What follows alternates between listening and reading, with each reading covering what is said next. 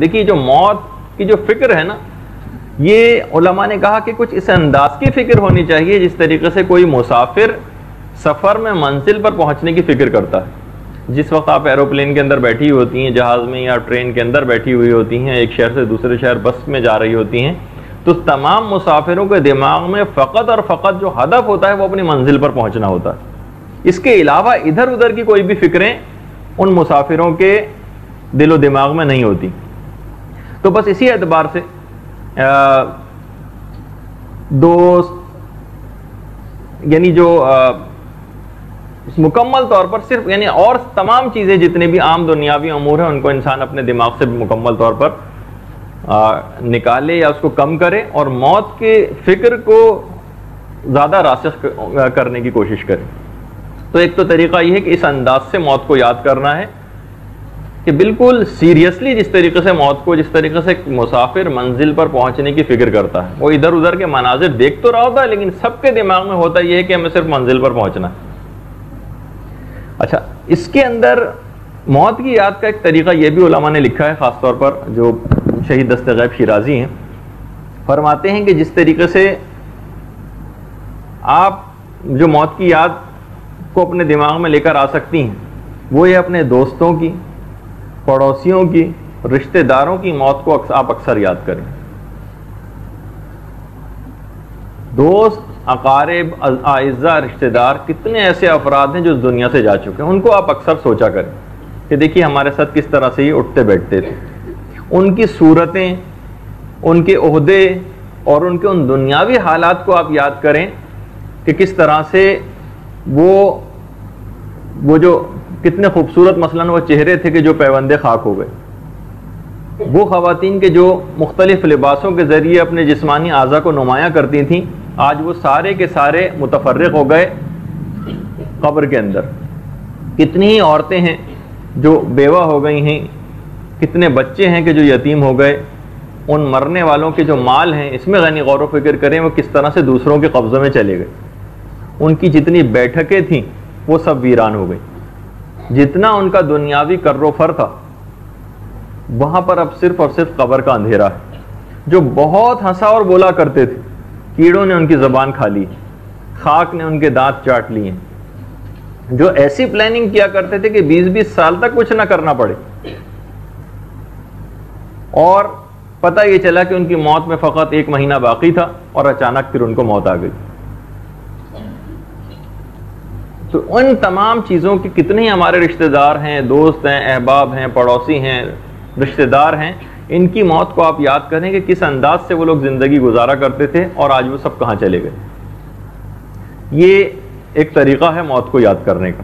جیسے میں نے بہت پہلے ایک شہید دست غیب کا ایک اور حوالہ دیا تھا کہ اپنے کسی مرحوم دوست یا رشتہ دار کی تصویر کو اپنے پاس رکھیں اور اس کو اکثر دیکھا کریں،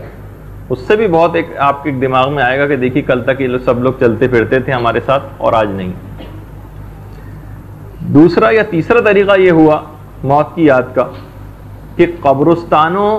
میں جانا اور بیماروں کو دیکھنے کے لیے جانا، یہ موت کی یاد کے لیے بہت ہی مؤثر۔ ہماری فقہ کے اندر عورتوں کو مکمل طور پر قبرستان جانے کی اجازت ہے، کیونکہ وہاں پر قبرستان جانا یا قبروں کی زیارت کے لیے جانا یہ موت کی یاد کو انسان کے دل میں بہت تازہ کر دیتا ہے۔ کیونکہ فقط دیکھیے ظاہر دل سے یا نوک زبان سے موت کی یاد کوئی خاص فائدہ نہیں پہنچاتی۔ عملی طور پر اگر کسی جگہ انسان جاتا ہے تو عملی طور پر جانے کے بعد واقعی جب وہ زیارت قبور کے لیے جاتا ہے تو دنیا کی بے ثباتی اس کے سامنے آتی۔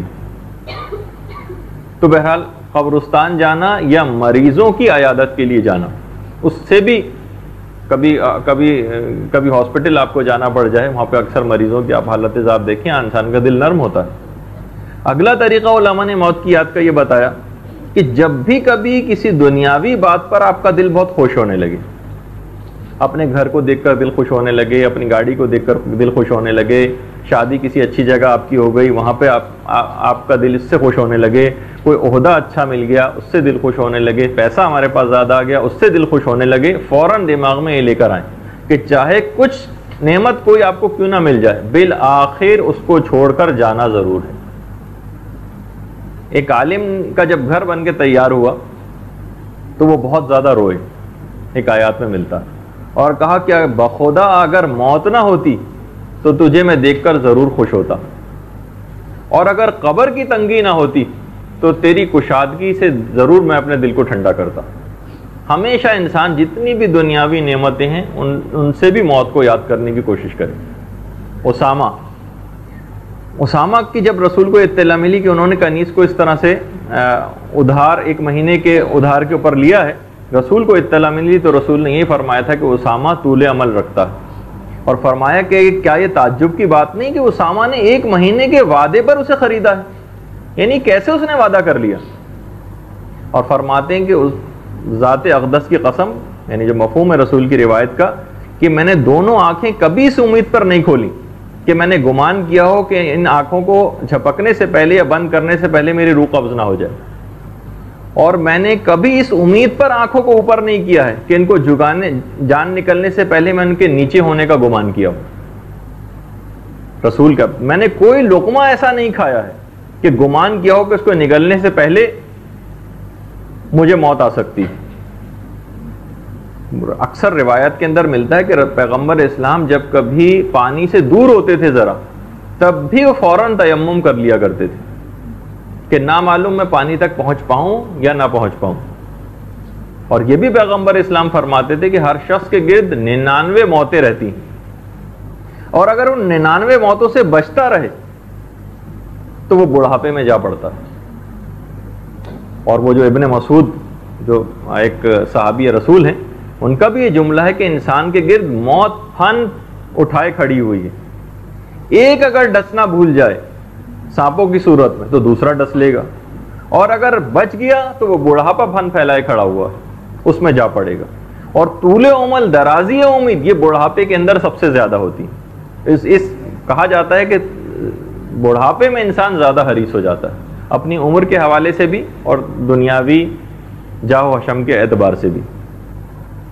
تو دیکھیے یہ جو بہرحال موت کو تو یاد تو کرنا ہے، لیکن یہ جو کبھی کبھار ہم اس مکمل طور پر موت کے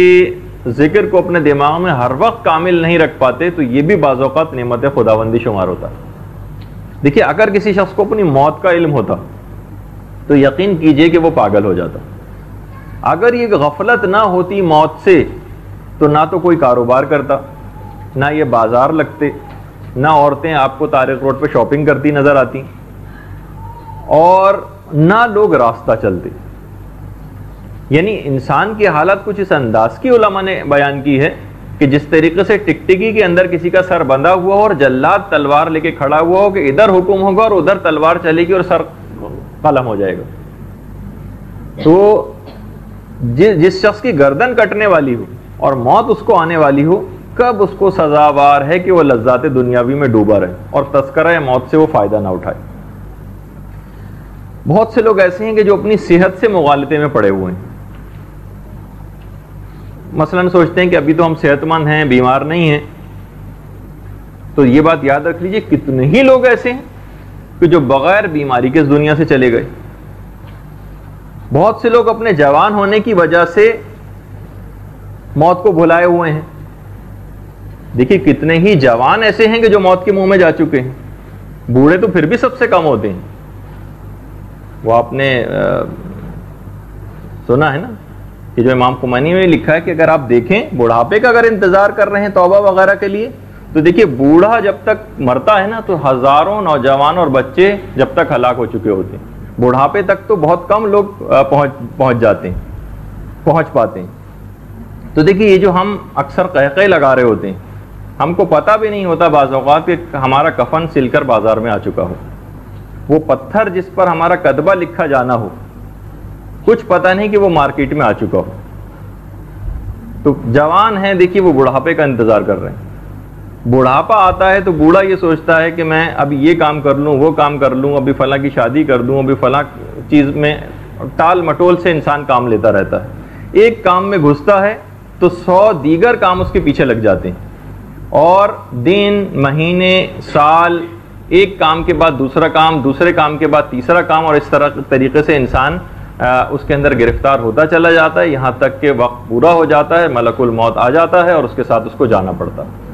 تو بہرحال انسان کو چاہیے کہ یہ جو تذکرہ موت کے جو مختلف طریقے ہیں جو ہم نے ابھی آپ کی خدمت میں بیان کیے، اس میں انسان اپنے آپ کو راسخ کرنے کی کوشش کرے اور ہر وقت اپنی موت کو یاد کرے، تاکہ وہ آگے سے آگے اس منزل کی طرف بڑھتا جائے اور اس بات میں شمار ہو کہ اس نے واقعی موت کی تیاری کی ہے۔ برحمتك يا أرحم الراحمين وصلى الله على محمد وآله